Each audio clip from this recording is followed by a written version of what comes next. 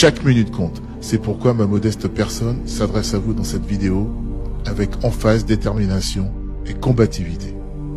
Nous sommes en guerre, pas sanitaire, soyez rassurés, une guerre contre des individus malfaisants, trahissant à chaque instant le peuple France et la France. Nous ne luttons ni contre les Russes, ni contre un virus, ni contre une pseudo de fin du monde climatique. L'ennemi, il est là, bien visible, insidieux, trompeur, qui s'attaque à chaque citoyen qui aime la France, sa culture, son culte, son histoire.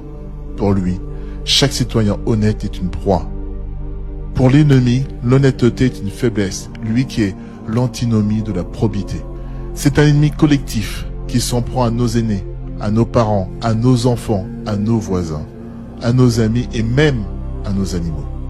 Un ennemi qui s'en prend à nos valeurs, à nos richesses, à nos libertés, à notre sécurité, à nos biens, à nos rêves, à notre intégrité.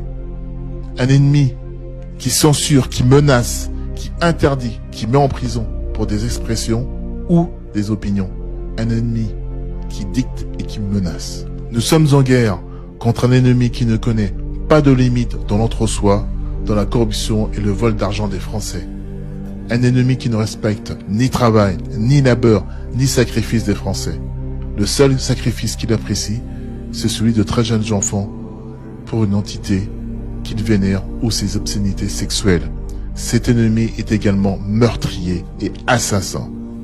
Il frappe avec distinction et précision en s'assurant de frapper surtout les Français travailleurs, patriotes et dans la droiture. Il laisse la délinquance prospérer, c'est même parfois, même très souvent un allié. Cet ennemi outrage la France et son peuple depuis 6 décennies au minimum.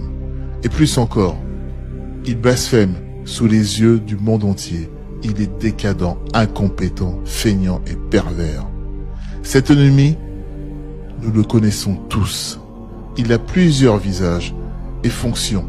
Député, sénateur, préfet, directeur de cabinet, directeur d'institution, médias de propagande, force de l'ordre, banque et bien d'autres encore. Tout cela incarné en un seul, le polymorphe Macron. Macron et ses prédécesseurs, à l'exception de De Gaulle, ont été mis en place par des puissances financières monstrueuses, comme les Rockefeller, les Rothschild, Morgan. Pourquoi? Pour l'élimination des nations et de leur peuple.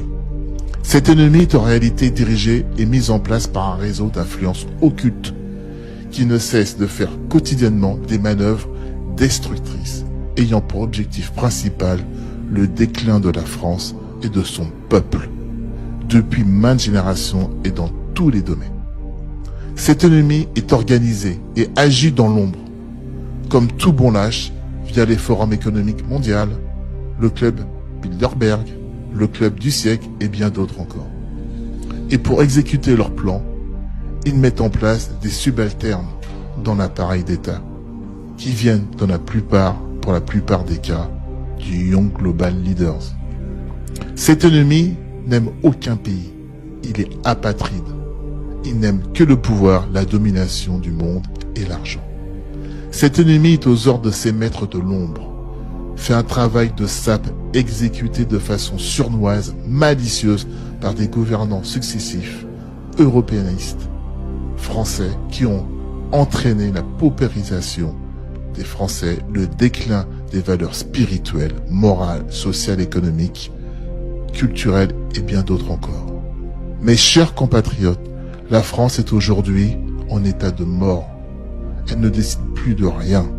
Elle est vendue en morceaux.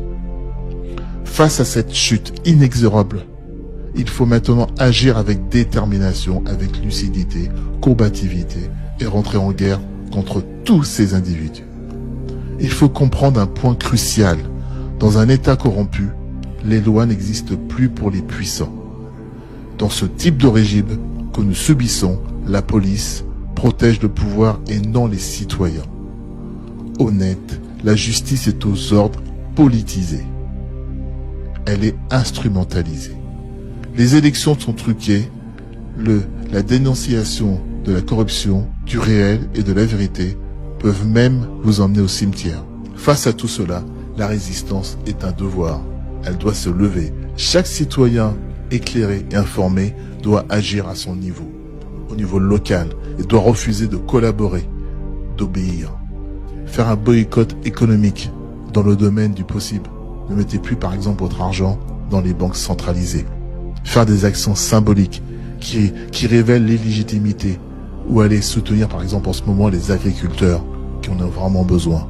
Ou bien encore informer un maximum de personnes à moitié endormies de ce qui se passe réellement avec des arguments et des faits. Un pouvoir corrompu tombe rarement face à une confrontation directe, même si on a le nombre pour nous. Il tombe parce qu'il perd ses soutiens, ses propres cercles. Il perd le narratif public. Il perd la coopération passive de la population. Il perd ses soutiens économiques. Tout cela ne peut venir que du peuple, que du citoyen. Il faut bien comprendre que cette cause doit être au-dessus de nous, de notre loisir, de notre zone de confort, de nos biens. C'est très important.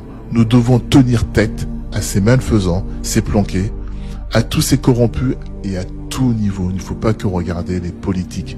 Il faut même regarder les petits élus locaux. Voilà. Cette fois-ci, il ne faudra rien lâcher. Absolument rien lâcher. Et s'il y a confrontation, il devra y avoir confrontation. C'est pas grave. Il faut aller jusqu'au bout. Et n'en doutez pas, nous vaincrons. Car nous sommes dans la lumière. Parce que nous sommes le bien pour la liberté, la vérité et la justice. Vous avez tous compris que j'ai repris le discours du tyran de l'Élysée et inversé son but. J'espère que néanmoins, ça éveillera le courage dans votre cœur et vous décidera de rentrer en action à votre niveau et ne plus avoir peur. J'ai bien conscience qu'à mon petit niveau, je suis pas grand chose. Mais si ce que je fais peut se multiplier par 10, par 100, par 1000, croyez-moi que ça deviendra de plus en plus compliqué pour eux de continuer à parler ou à se montrer ou à nous menacer. Je finirai ce petit discours par deux citations. La première, c'est de La Boétie, qui dit « Ce sont les peuples eux-mêmes qui se laissent ou se font malmener, car il suffirait d'arrêter de servir pour être libre. » La deuxième, de Victor Hugo, qui dit « Quand la dictature est un fait, la révolution devient un devoir. »